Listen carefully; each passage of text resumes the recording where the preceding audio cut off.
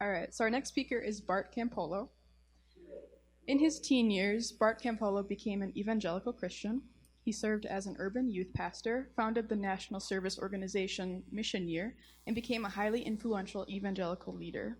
He questioned his faith and eventually, in 2005, made the transition from Christianity to secular humanism.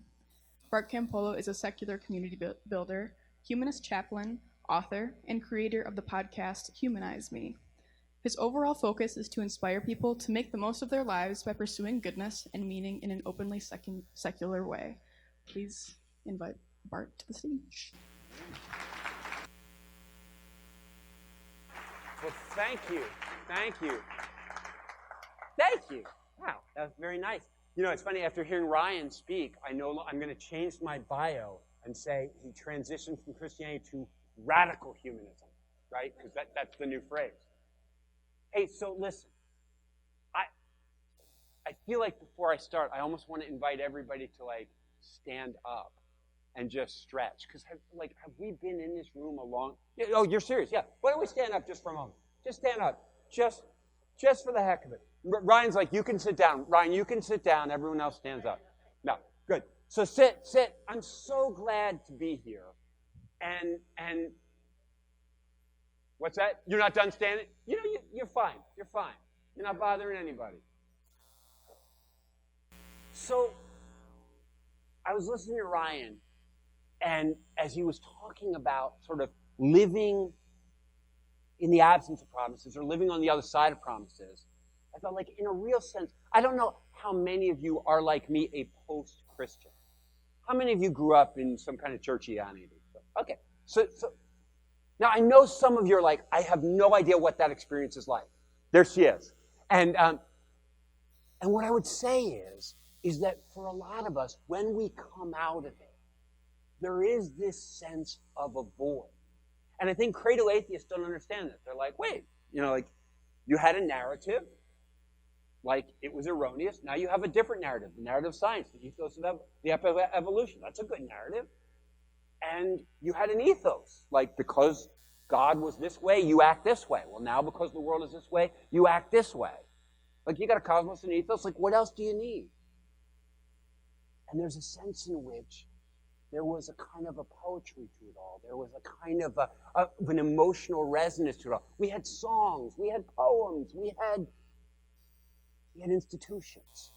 And so I think for a lot of people that come out of that world, there's this tremendous sense of, like, I had a structure to my life. I knew who I was and what I was supposed to do. Everything tied together in that. And for a lot of people, missing that is really hard. And so I kind of want, in a sense, like, it's funny. I remember Woody Allen once saying, never book a comedian after another comedian. And I always think, like, never book another evangelical preacher after another post-evangelical preacher. But I feel like Ryan left us off in a beautiful place. You know, this idea of that just not believing isn't enough, that there has to be a sense in which we're projected into kind of a proactive commitment to making things better. Armed with the knowledge that they can never be perfect, but thinking they can always get better. And so I want to sort of pick up on that. And, like, when I say never book one guy after another, my first quote was the same as his first quote. Because Ryan did a great thing. And I think, like, I love that Obama quote you quoted. Although it wasn't Obama's quote. Like, the arc of the universe is long. Because Obama quoted Martin Luther King. It wasn't even Martin Luther King's quote. It was Theodore Parker, a 19th century clergyman, who said the arc of the moral universe is long, but it bends towards justice. And I always liked that. I liked it when Obama said it. You know, because, I mean, that's the thing about a good slogan. A good slogan often sounds like a fact, even when it isn't, right? Like, you go like, that sounds like, that's got to be true. And you're like, that's actually bullshit. But, like, it sounds great. It's a beautiful sentiment. But the evidence is inconclusive. Like, we have no reason to believe the arc of the universe is bending towards justice, but it sounds good. It's really a faith statement when you think about it. couple of months ago, I was invited to speak at this church in Seattle. It's a really cool church. It's called the East Lake Church. And the cool thing about it is that it was this evangelical megachurch, 5,000 members, with all the whole thing going on. And the pastor's a really neat guy. And he and the other people on the staff, they were having these meaningful conversations with each other. And like often happens with pastors when they hit about 40 years old, he had reached his 10,000 hours with Christianity. And he mastered it. And for many of us, to master Christianity is to abandon it. And so he slowly, he deconverted out, but he didn't quit the church. And he didn't lie. He just openly from the pulpit was like, I think I'm changing my mind about this, and then about this. And he took the whole church, atheists, with him. Well, actually, he didn't take the whole church. It was 5,000 people when he started. It was 500 when he was done. Hey, that's still bigger than this crowd, right? So that's an impressive thing to have a kind of a radical humanist community of 500 people. And when I went to the church, but they're still working their way out, if you know what I mean. So when I went to the church, they had all these bumper stickers and T-shirts with the church slogan, and the church slogan was this: it said, East Lake Church, life is a gift, love is the point. Isn't that beautiful? I mean, that's a T-shirt, right? That's a bumper. Life is a gift, love is the point. I mean, I liked it so much. I took it home and I told all my secular friends. I was at the church. They were like, that's so cool. And then we all sat and thought about it. I said, wait a second, that makes no sense at all. I mean, life is a gift sort of presupposes that there's a giver, and we don't think that. And love is the point presupposes that there's an actual, overall, purpose to the universe. I mean, the idea that love is the foundation and the ultimate purpose of the universe sounds good, but the data is scant. I got to tell you, right? I mean, protozoa, bacteria, viruses, algae, fungi, trees, grasses, spiders, insects, even lizards. They make up a staggering proportion of the life on this earth. And there is no evidence to suggest that any of them are driven by love, right? They're just out there. There's no evidence that any of those animals are driven by love, but they all have awareness. Think about it. They all have an awareness of something. I'm not saying consciousness, don't get me wrong. What I'm saying is we don't even know when the first single-celled organism emerged on this planet. We don't, in the primordial ooze somewhere, the first single-celled organism emerges. But one thing we do know for sure is that it was aware of the energy source in its environment. It knew how to locate that. It knew how to recognize and locate, where's the food? The first thing those single-celled organisms figured out is how to recognize the energy flow and use it to carry out their biochemistry, to maintain their physical structure, to persist, right? To persist. I mean, ever since then. So you're scientists, right? I caught that. I was very impressed by all that sciencey stuff. Yeah. Ever since then, if I understand right, various forms of DNA have produced various forms of life, all kinds of organisms, all of which share the same basic instinct: to live and to generate new life, to survive and reproduce. I mean, that's the one thing we all living things love. Throw it out the window. To survive and reproduce, they all got that in common. And in fact, all the living things that didn't care about life, surviving and reproducing, they're not around to talk about it. That value, what Ryan sort of called that loyalty to life itself, that love of life itself, if you will, has been programmed into each and every living thing on this planet from the very beginning. It's our great, it's really our collective great inheritance, if you will. That loyalty to life. Everything else, all the flowers, the exoskeletons, and the horns, and the wings, and the bladders, and the immune systems, everything else that emerged after that It just means to that end. It just means to the end. I mean, we humans especially, we got a lot of means to that end when you really think about it. Because we're conscious. I mean, not everything in the universe is conscious, but we are. I mean, we are some of the very little, tiny percentage of matter, of matter and energy on the planet, or in the universe, that are conscious. And we're lucky.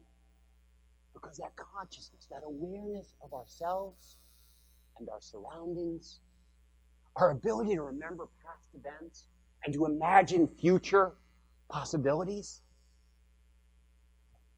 that consciousness has enabled us to develop an incredible array of survival tools. I mean, heck, you used a bunch of them just to get here today. And as a result of all that incredible array, all those abilities that we've developed because of our consciousness, we've developed languages and cultures, all sorts of stuff. And because of that, we can pursue truth. Right, baby? And we can develop understanding. And we can be awestruck by beauty. And we can reflect on the wonders of the universe. That's amazing stuff. It's incredible. But evolutionarily speaking, I just got to tell you, all those things are still just means to the fundamental goal we share with the protozoa and the bacteria. All those things are just means to the ultimate goal, which is to survive and to reproduce. That's at the bottom. It's that desire to survive and reproduce. That is why we are instinctively motivated. Nobody has to tell you to breathe. Nobody has to tell you to want to eat. Nobody has to tell you to want to drink.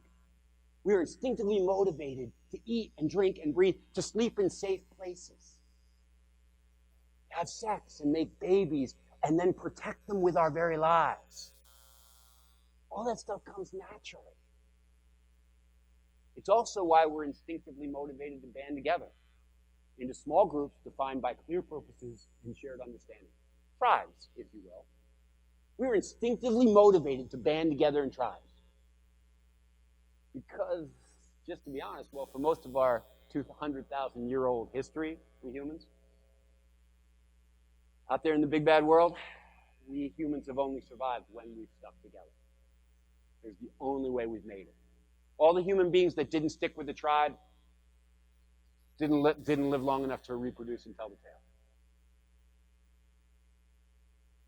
We're not the only ones, you know, though, that the world is full of animals. Not full, but like a lot of the animals in the world survive that way, depend on their tribes, or their herds, or their murders, or their colonies, or their swarms, or, let's see, what else do I got here? I got a whole list of them. Yeah, packs, schools, gaggles, mobs, prides. I got 20 more if you want. You don't want to hear them, all right? I mean, if this was spoken word, I would go there. All these animals that survive by banding together, what holds them all together are complex codes of behavior. Social behavior. That's what they call it, social behavior. Hierarchies, specific roles for hunting, food sharing, conflict resolution. I mean, they have all different animals have different ways of doing it, but there are all these ways in which these complex codes of behavior make things work, not just for the top dogs. That's the thing I would point out. Not just for the top dogs, but for every member of the tribe and for the tribe as a whole. Not everybody has the same role. Not everybody has the same prestige. Not everybody has it as good or as bad as the other ones. But the idea, these social behaviors, they make life work for everybody and for the tribe as a whole. And the higher you rise on the food chain, the more complex those social behaviors become. And the higher you rise on the food chain, the more those social behaviors are driven not only by basic instincts, but also by strong emotions, right? Emotions, many of which appear to have emerged for the sole purpose of keeping the group members connected and cooperating with each other. Emotions emerge for the same reason everything else emerges among living things, to help them survive. And the emotions that emerge among social animals emerge to help them stay connected and cooperating with each other. And I'm not just talking about humans, too, right? You know we're not the only ones with emotions, right? You ever read any Franz de Waal, the primatologist who writes these books about he wrote a great book called The Bonobo and the Atheist, which is about the roots of moral behavior. And what he's sort of saying is, elephants grieve when one of their members dies. Chimpanzees, they work out conflict one way. Bonobos work it out a different way. I like the bonobos. You know bonobos, right? They just use sex to resolve everything. But these emotions are designed to keep them connected. And by the way, I'm not just talking about positive emotions. Whenever I talk about the emotions that help us to cooperate with each other, people go, oh, you're talking about empathy and compassion, right? You're talking about reciprocal altruism, all the emotions that emerge among living things that we like. No, I'm also talking about envy, anger, jealousy, shame. They're all for your own good. It may not always seem like it, but one way or another, all of these emotions that emerge among living animals are designed, are related to, emerge out of the need to keep us alive and well by keeping us together. And love most of all. Love most of all. That intense desire for connection, that realization, Ryan, like you were saying, that my well-being is wrapped up in your well-being, that we're connected. That realization that, like, I need you and you need me. That my well-being is wrapped up in somebody else's well-being. That ability to take pleasure in somebody else's pleasure. Or to be hurt by somebody else's pain. I mean, do you know what I'm talking about? Like, love. When you feel this intense connection with somebody so that if something bad happens to them, it physically hurts you because they're part of you and you're part of them and you know it and you feel it. Love is the emotional heart of tribal cooperation. Like, that's how a tribe stays together. Is that sense of, like, I need you, you need me. What happens to you is happening to me too. That it's the emotional heart of the whole thing. That sense that I have that, like, I know you've got my back. I know you've got my back because I know I've got yours. Because if something bad happened to you, I wouldn't be able to live with it. And I know you feel the same way about me. That's what holds a tribe together. That's the glue. Love emerged among our ancestors because it kept them together. And keeping them together kept them alive.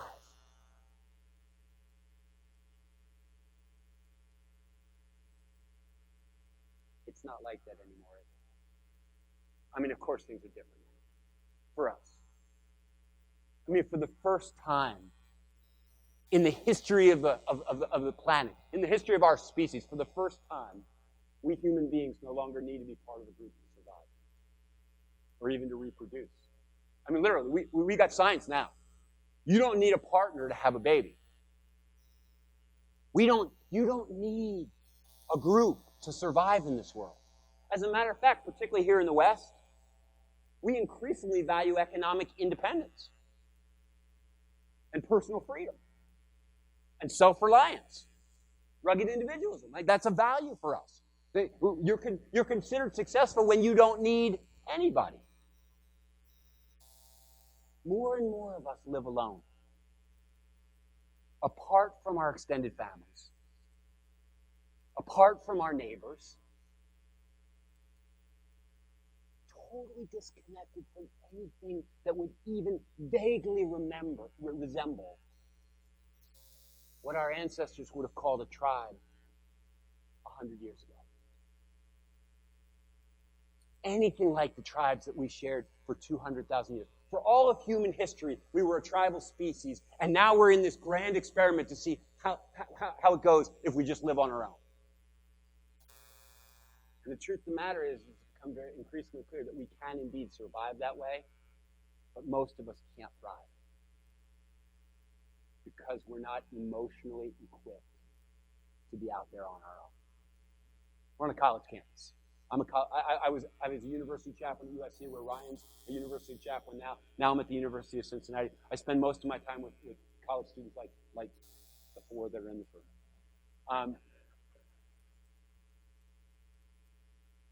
And I can't, if I had $1 for every kid I talked to who said, sorry, I got a lot, I've got a great network, I've got this great internship, I'm getting this scholarship, I'm getting these grades, I have this great job offer. In my phone, I have the names of like 150 I'm really well networked, and they say, I don't have one person I know that really is close to me, that I really feel connected to. I meet so many lonely college students. They're not emotionally equipped to be out there on their own, but on their own they are. I mean, don't get me wrong. I mean, we're still connected. I mean, actually, we're more connected than we've ever been, right? We're connected by the internet. We're connected by our cell phones, our smartphones, right? What was your statistic yesterday? How many? 90-some% of people have these things? Or no, that's Hammett, right? Hammett was talking about like 90-some% of Americans have one of these things. Yeah, we're connected, but those connections don't protect us anymore. On the contrary, those connections are the poison we have to be protected from. I mean, most people find that the more time they spend on Facebook, the more time they spend on social media, what? The more connected they feel, or no, the more isolated and alone they feel. Yeah, these connections that we have because we're all deceiving each other into thinking that all of our lives are better. And so we see these people relating to other people, and all of us feel left out of all of the rest of our lives. Yeah. Anxiety, depression.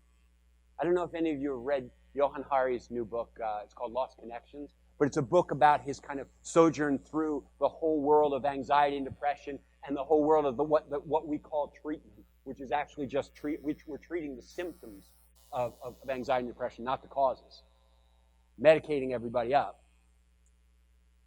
But the thing, if you're on a college campus, you know this, is that anxiety and depression in our society right now are rising at like epidemic levels. Like young people today are like orders of magnitude more depressed and anxious than before. But of course, we're in a room like this. You know it's not just young people, right? It's all the way out there. You want to know what anxiety and depression is? It's evolution telling you that you're in big trouble if you're out there alone. It's 200,000 years of human evolution saying, like, you know what? This isn't going to work. If you're out here alone, you're vulnerable. If you're out here alone, you're in trouble. It really is. The old instincts for connection. I mean, we evolve technologically way faster than we evolve emotionally. We evolve technologically way faster than we evolve physically. The old instincts are still there. The old instincts for connection. Inside of every one of us, I think there's a faint voice calling out, saying, I need to belong. I need to be connected. I need to be needed. I need to be cared for. I need to learn from the older ones. Show them the way. I think there's a tremendous pent-up desire for that kind of connection inside us. All around us, I see people trying to find their tribes. Trying to find, and don't get me wrong, they're not trying to find their organizations. They're not trying to find, like, their political parties. Those are easy to find. They're not trying to find their, like, designations. They're not even trying to find their, like, labels. They're trying to find a tribe. Like 10 or 12 people that actually give a rip about them. They're trying to not feel so alone out there. I see them looking. I see them looking on social media, desperately trying to find people. I see them in meetup groups. We're meeting over here, and the people that run these meetup groups tell me the most dispiriting thing is that they try to do them and then people stop coming. I see them in secular groups. My gosh. I go to visit these secular clubs, And sometimes I was at one in North Carolina the other day, and I got up to speak, and they had 10 tables in front of me. They met in a big room with 10 tables, and there were 2 people sitting at that table, and 1 person at that table, and 3 people. I mean, they couldn't even sit together, but they were there. And people start these things, the Sunday assembly here, and the Oasis group over there, and they start them, and then a couple of years later, they fade out, and people are really discouraged. Fade away. And because I'm a community builder, that's my shtick. I get calls from people going like, we can't figure out, like, why did this group fade away?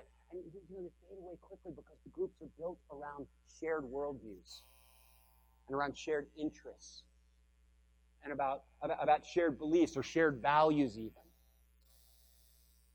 And so people are like, they're so excited when they first join the group. They're like, I found a group. Everyone's like me. Everyone thinks what I think. And they think like, this is it. I finally found people that are like me. And so everybody's looking like, I'm looking for similar people. I'm looking for attractive people. I'm looking for people I'll really like. And they find or they don't find those groups. But even when they find them, those groups fade away quickly. Because what the people are really looking for, you can't hold a group together around shared interests or shared beliefs or even shared values. At some point, the only thing that holds a tribe together is if people care about each other. Here's the thing. Love is an emotion, but it's not just an emotion. I mean, if you're wondering, like, what am I actually trying to say? Here's what I'm actually trying to say. Love isn't just an emotion. It can also be a conscious choice. You can pick somebody out if you want to. You can pick somebody out and put yourself on their side. Not because you share their belief system, not because they're attractive to you, not in a romantic way. That's not what I'm talking about. You can just pick somebody out and you can say, I'm going to be on your side. I'm going to care about you. What happens to you is going to matter to me. You can decide that. I'm not talking about friendship, romance. I'm talking about proactive friendship. You can decide that you're going to make somebody else a concern for you. Love is, it's a craft. It's a discipline. I mean, I guess what I'm saying is like love, there are skills to learn. Like it's a thing. Like scuba diving or archery or writing poetry. Like it's a thing that you can learn. But there are skills to learn. You got, like, if you want to love somebody, you got to learn to ask the right questions. And then to listen. You say, come on, listening. Anybody can listen. Have you tried talking to people lately? You say, what are you talking about? Listening skills? Yes. There are skills to listening. There's a way of looking at somebody. There are certain follow-up questions. There's ways of signaling. There's stuff. And you go, like, wait, but like some people are just good at that and other people are not good at it. No. Some people are more gifted at that and some people are less gifted at that, but anybody can learn that. Like, I'm not gifted at archery, but if I spent the next year trying to become a better archer, taking lessons, practicing, I could get better at it. I might not be as good as you, but I could get better. I could be better at it than I am. And you say, well, so what? Your life doesn't depend on being a good archer. You're right. But your life does depend on being a good lover.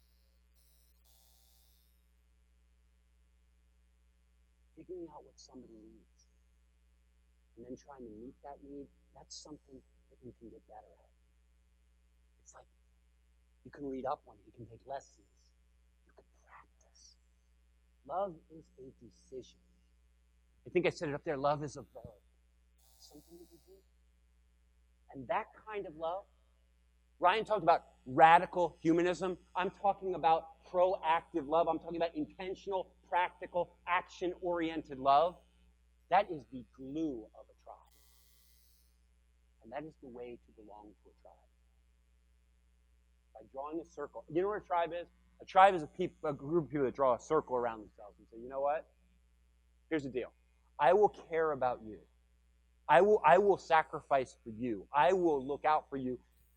Not because you're beautiful, not because you're smart, not because I agree with everything that you think. I will care about you on one proviso. If you'll care about me. If you'll look after me. If you'll be committed to me.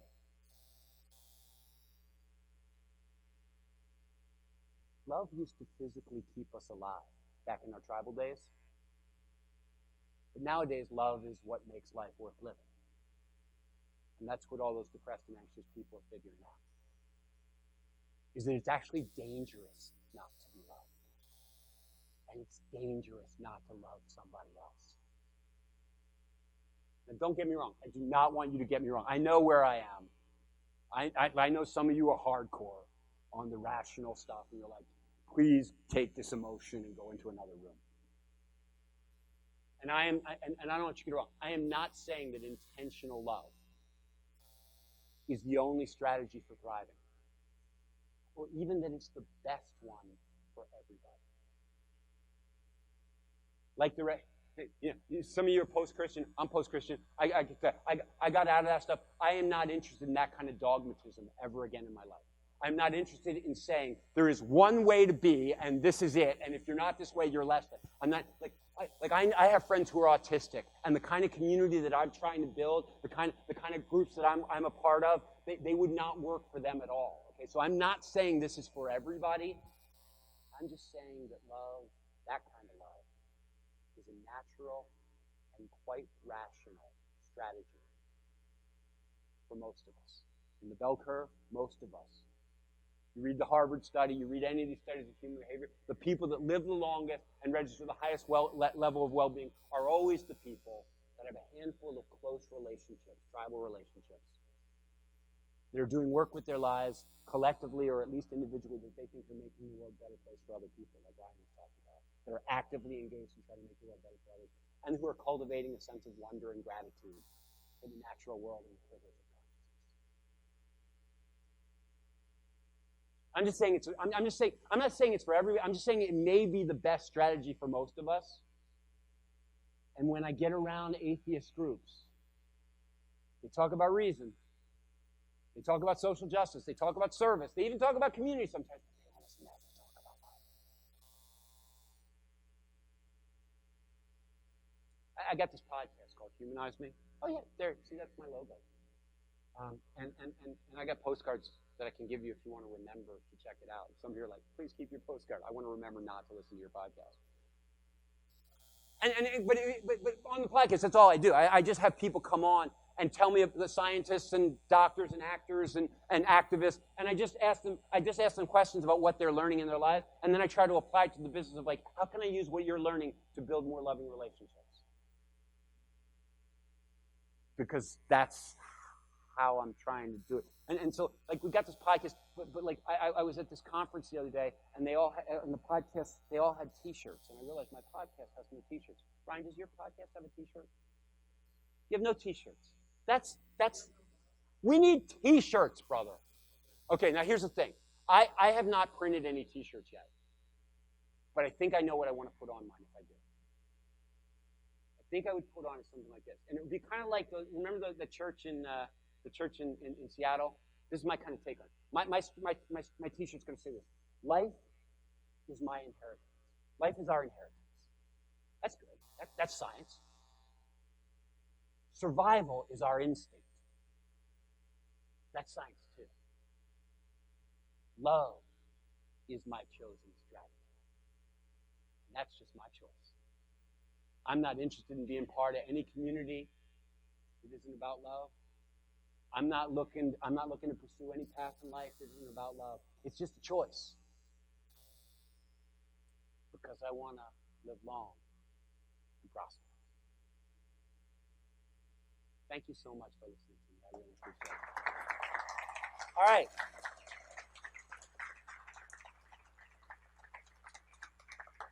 So I made a simple point, and if anybody has anything for me, I'm totally interested. I'm totally scared. This is the worst part. This is the worst part of any talk for me when I'm like, nobody's going to ask a question, and I'm going to feel like I'm bad. Thank you. I love you so much. You too. So it's a pretty simple question. How do you help navigate people or explain that anger can be rooted in love? that, or would you agree that anger can be rooted in love, and that pain and expression of anger and expression of pain is not a negative thing?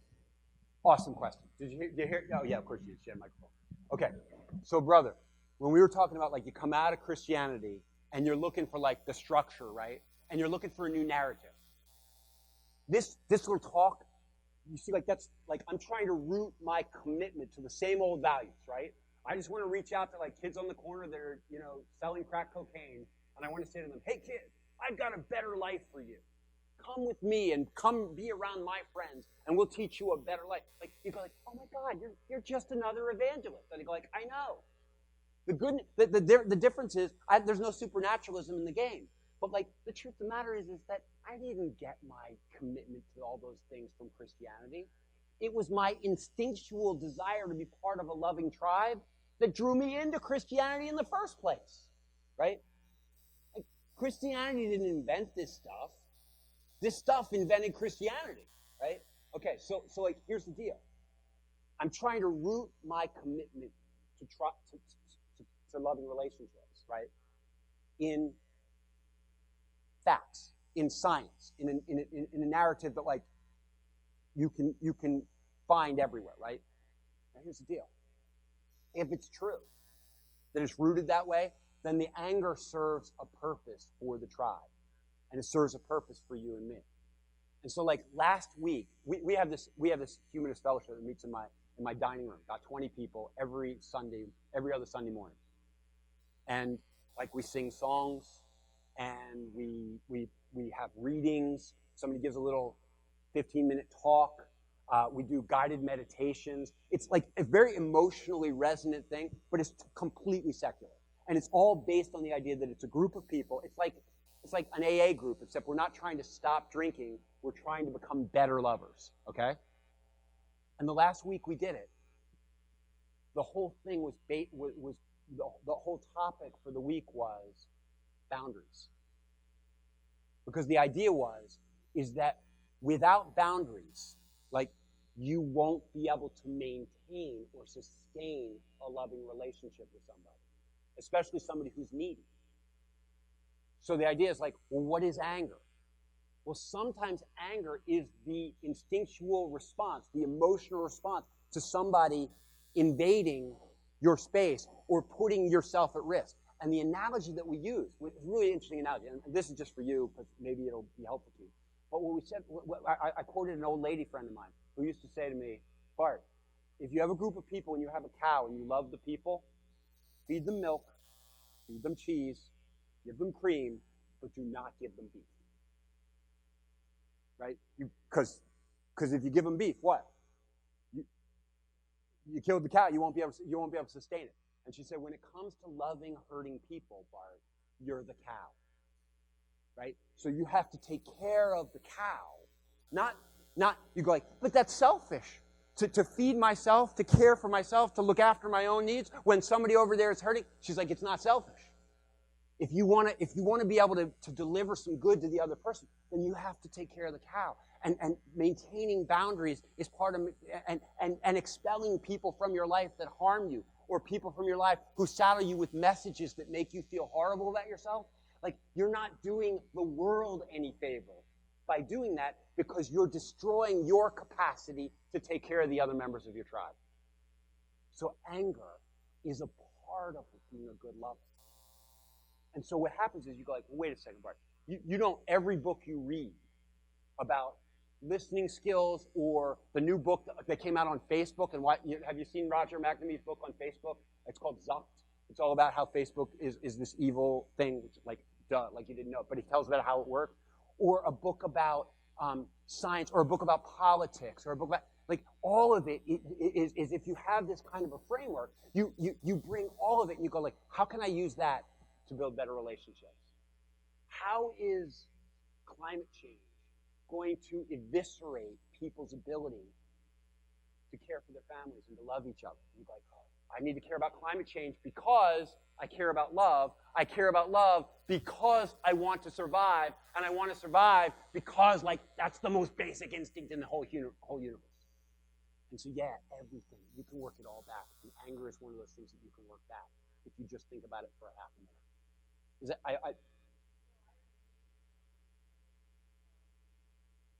do you think that is my answer similar to your answer? No? Okay.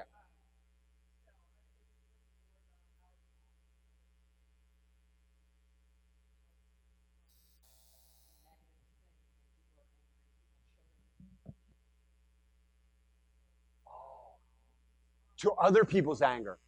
Oh, that's a whole, and you're right. Like a lot of times when somebody comes to us and says that they're angry with us, the question we have to ask ourselves, like at one level, is like, might there be something there? Because sometimes it's something that's going on with them, and sometimes we just acted really badly. And so anger sometimes is one of those, it's like pain. There was this article in the New York Times yesterday about a woman who feels no pain. Did you see that? What a horrible life that would be. Like, that's what leprosy does to you.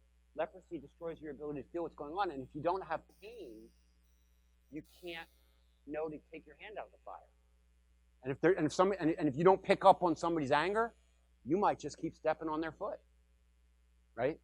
And so, in a sense, like once you grasp like what your ultimate priority is, this connection thing, you go like, okay, I'm going to work. Like what can I learn from that? That's great.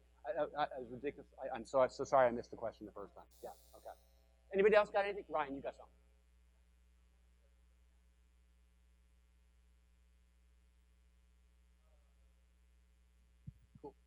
I wanted to ask you, and this is stuff you and I talk about all the time, but it sounds like for what you're saying is there's a heavy emphasis on the affective in your description of love, that it's very interpersonal, and that's really what's driving the motivation is this.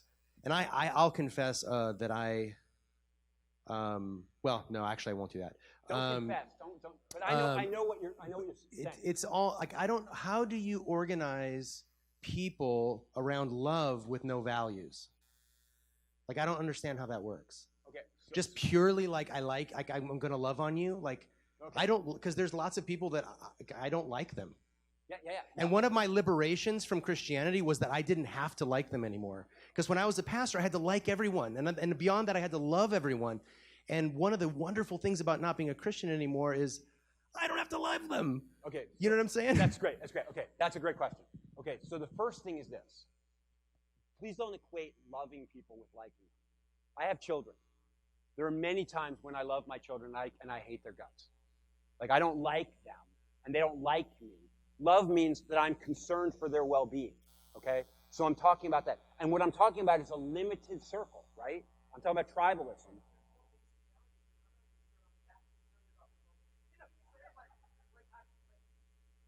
But there is a basic value. There is a basic value, okay? Like, so for me and my kids, my basic value is the survival of life, like my instinctual desire for life. And you go like, you know what? One of the reasons I love you, if I pull you in, is if I think you're going to help me survive and I'm going to help you. Like, so there's this reciprocal thing. So there is a basic value that comes there. And then what happens is, and I don't know if you've ever done this, because I know you have, but I don't know if you know what I'm talking about. Like, love the emotion and love the action, they're related to each other. And sometimes you act on somebody's behalf because you love them and you share values with them and you see value in them. And sometimes you act on somebody's behalf and you invest in them. And because you have invested in them, you end up feeling a certain way about them. So, like, if I go visit an old lady in the hospital, I'm putting effort in her. She might be a bitch. She might be mean. She might slip back at me. But if I keep seeking her best interest, eventually, what I love about her is my investment in her. Like, and so I don't want to work against myself, and I end up sort of like finding value in another person because I've acted on their behalf. And so the first thing is that. The second thing is this, is when you're in a tribe, one of the things a tribe can do that an individual can't do is venture love. Now, some individuals can. If you're super secure and you've got your act all together and you have like a great marriage and your kids are doing well and everything's great, right? And you got to, like, then I can go up to you and I can go, hey, how you doing? And like, what's going on in your life and show some interest in you. And you might be an ass. You might be mean. You might hurt me. Or you might like get my hopes all up and then betray me and go somewhere. And you go like, man, that's a big risk. You took a risk on that guy. Like, yeah, I can afford to take a risk. Why? Because no matter what you do to me today, I mean, if you people all hate me at this thing, it's absolutely okay with me. Because I'm going to get on a plane tomorrow. I'm going to go home. I'm flying home at 5 o'clock in the morning because the people will be in my dining room by 10, and there will be 20 people there, including my wife, and they care about me. And I can count on them. So I can take a chance on you. And that group, sometimes we invite somebody whose life is messed up. We say, move to Cincinnati. And you can join up, you can come and live with our group. And what happens is the person comes in, and one of two things will happen. Either that person will be a time suck, and they will give nothing back to our community, and they will take until we all get sick of them, and then they'll go away. Or they're messed up, but the love of our community gives them confidence, and they start to get their act together, and they start to feel good about their life, and then they become another person that cares about all of us.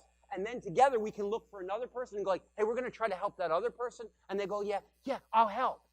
Like they were the one that needed the help. Now they're the one that wants to help. And you go like, yeah, but why do you get off on reaching out to broken people and bringing them in and transforming their lives in a positive way? And I go like, because I got a lot of evolutionary stuff going on inside of me that makes me thrilled when another member of my species comes back to life, when somebody thrives. Like, I got all these mirror neurons. I got all this stuff, what's this oxytocin dropping?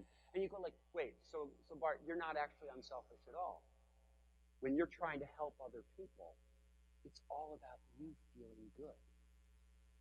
I told you, life is my inheritance. Survival is my instinct. Love is my strategy. Yeah, I love other people because it works for me. And if you love, and if you once you discover that love, and I'm not talking about emotion, and I'm not talking, Ryan, about liking people because you share the same interest. That's something else. I love that too. That's fun. Like you and I, we like each other as well. But there's some people in my fellowship that, dude, I wouldn't hang out with them for any other reason. But I care about them. And there's something beautiful. And the good news is that if you and I stop enjoying each other, we'll stop hanging out. But these people are part of my family. And we'll work through our conflicts. And we'll fight stuff through it. And you know what? That's the only security I've got. The only security I've got is even if I'm an asshole, these people will not dump me quickly. They'll dump me eventually, but they will not dump me easily. Sister. That is actually all we have time for. Sorry about that. Okay, so here's the deal. Can I just say one more thing? Sure. Two more things. One is I really do have those cool postcards. I really did bring them. And so I'll put them on the table in the back, and you can pick them up. The other thing is, like, I think we're going to dinner now, right? Yep. So I'm just going to hang around. So if anybody wants to talk shop, Ryan's probably going to hang. Like, we'll just be here. And so I'll be here for a while. So if anybody wants to ask a question that you didn't get a chance to ask. Yeah, the last thing I'll say, this third thing is done. Thank you for indulging me. I know that when you come to something like this, you don't expect something like this. And so, at the very least, hopefully it was novelty, okay? But I really appreciate you taking the time to listen to me and to engage with what I'm saying. It's been a real joy to be with you. Thank you so much.